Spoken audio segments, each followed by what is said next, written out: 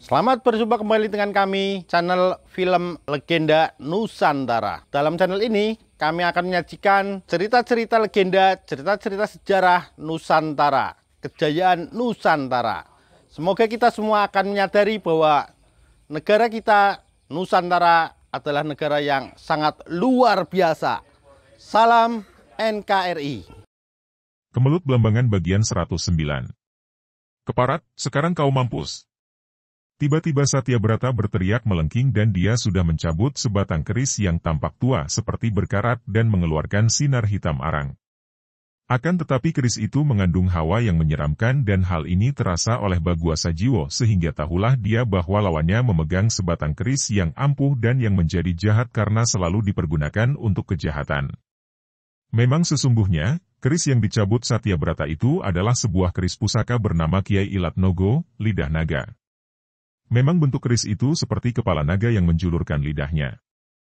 Ujung keris yang runcing itu merupakan ujung lidah naga. Wus!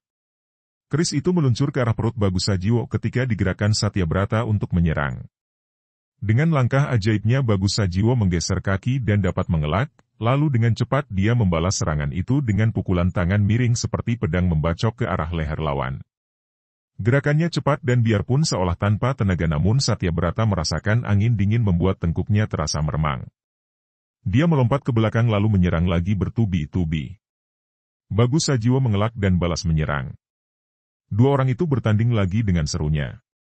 Biarpun Bagus Sajiwo bertangan kosong menghadapi keris lawan, namun dia tidak terdesak dan tamparan tangannya tidak kalah berbahaya dibandingkan keris lawan. Satyabrata mulai merasa kecelik. Ternyata pemuda lawannya ini sakti mandraguna. Dia merasa menyesal tidak mendapat kesempatan untuk mencabut pistol dan menembak karena cepatnya mereka berdua bergerak serang menyerang.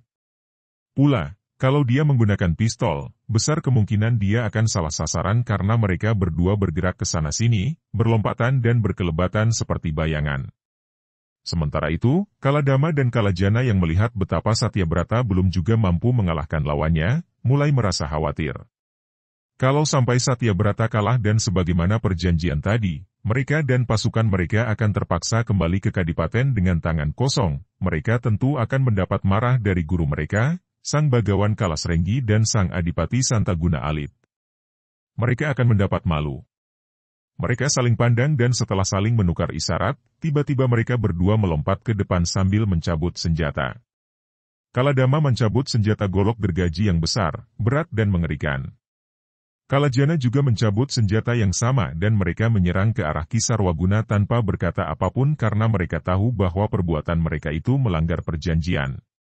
Melihat majunya dua orang senopati Belambangan itu, Kisarwaguna menjadi marah dan dia pun cepat melompat maju sambil mencabut pedangnya dan dia segera bertanding melawan Kaladama. Terdengar bunyi nyaring berdentang ketika pedang di tangan Kisarwaguna bertemu dengan golok gergaji di tangan Kaladama, disusul berpijarnya bunga api. Kedua orang itu terdorong ke belakang dan setelah keduanya memeriksa senjata masing-masing yang ternyata tidak rusak, mereka lalu maju dan saling terjang lagi.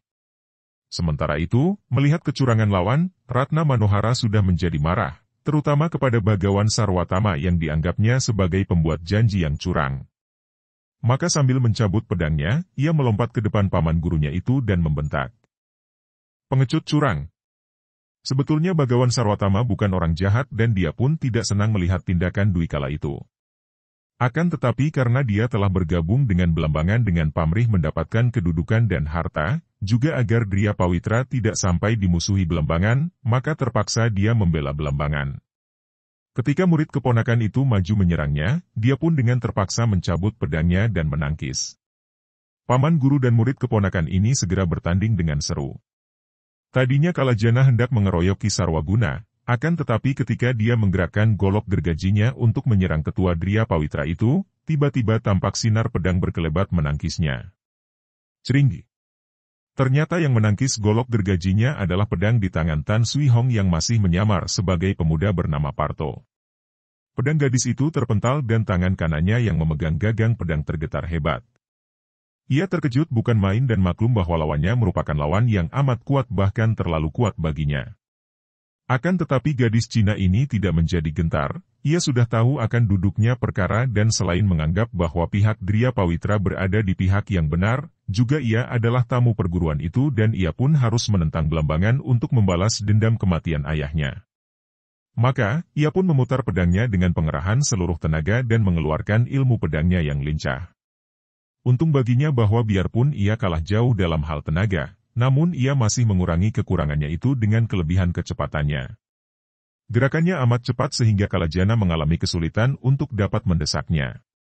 Namun, Senopati Belambangan ini menyadari bahwa dia menang dalam hal tenaga. Maka dia berusaha untuk mengadu tenaga melalui senjata agar pedang di tangan lawan itu dapat terpukul lepas. Pertandingan antara Bagawan Sarwatama dan Ratna Manohara berjalan seru. Keadaan mereka memang seimbang. Ilmu pedang mereka satu aliran sehingga keduanya dapat menjaga diri terhadap jurus-jurus serangan lawan yang sudah dikenal. Memang, Bagawan Sarwatama tentu saja menang pengalaman dan perkembangan jurus lebih lengkap. Namun harus diakui bahwa Nurit keponakan yang jauh lebih muda itu memang cepat gerakannya.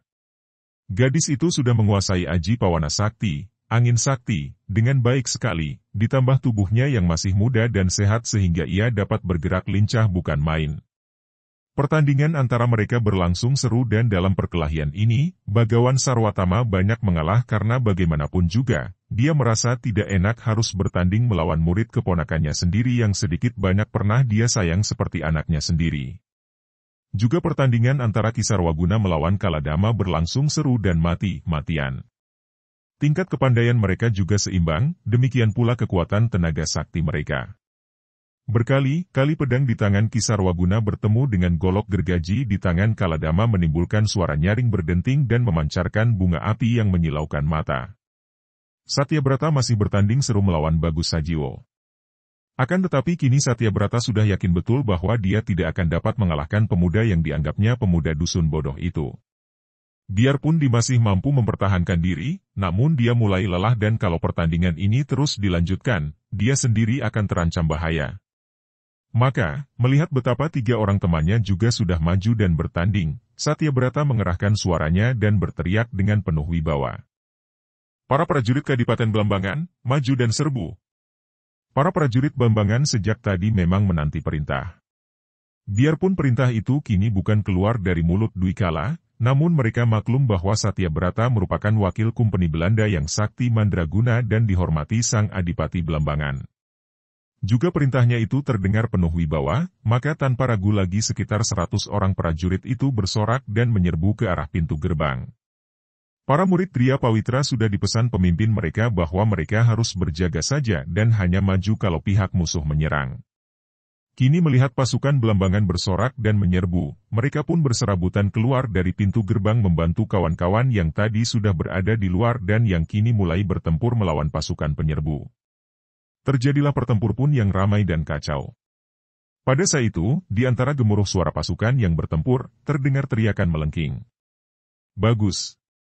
Bukan main kega dan girang rasa hati Bagus Sajiwo ketika melihat bayangan berkelebat dan Joko Darmono telah berada di dekatnya.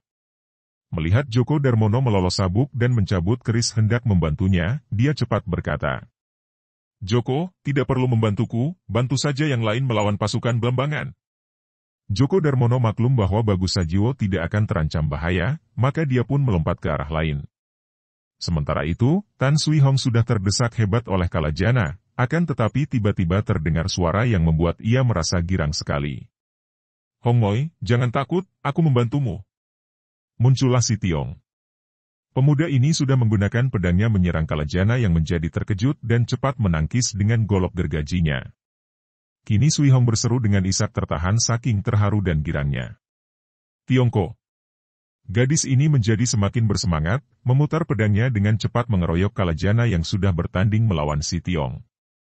Dikeroyok dua, Kalajana menjadi repot sekali.